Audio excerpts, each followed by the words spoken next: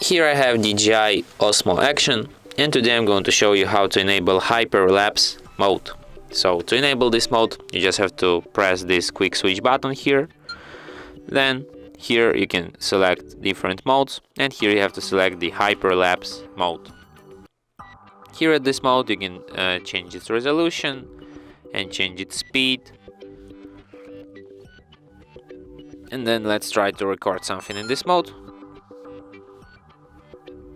Don't know, maybe some of our environment here.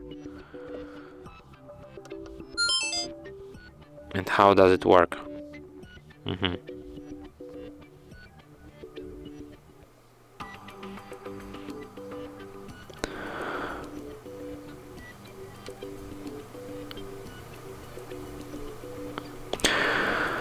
And that's how you can switch to the Hyperlapse mode.